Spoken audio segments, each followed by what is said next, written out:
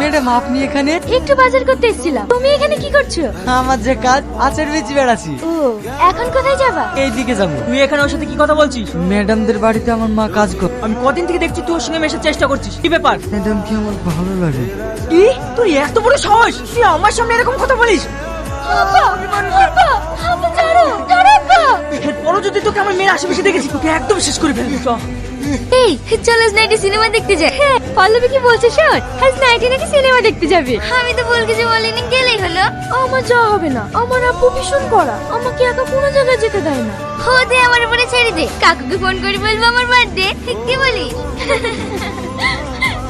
রিয়াজ, রিয়াজ, কি ব্যাপার তুমি এভাবে চলে যাচ্ছ কেন? এমনি। কালকের ঘটনার জন্য আই এম সো সরি, আমি বুঝতে পারিনি ব্যাপারটা এমন হবে। আমি কিছু মনে করিনি ম্যাডাম। আমার মা বলেছে যারা জাকাত দেয় আর যারা জাকাত নেয় তাদের সঙ্গে কোনো সম্পর্ক রাখতে নেই। আমারই ভুল হয়েছে ম্যাডাম, আপনাকে দেখি আমার ভালো লেগেছিল, কিন্তু আমি কখনো ভেবেও দেখিনি যে গোলাপেও কাটা থাকে। এটা কে? আমাদের বাড়িতে কাজ করে না, ওই আন্টির ছেলে। ও বসো, ওইদিকে আবার দেরি হয়ে যাচ্ছে। আবার তোদের সঙ্গে নাইটে দেখা হবে, বাই।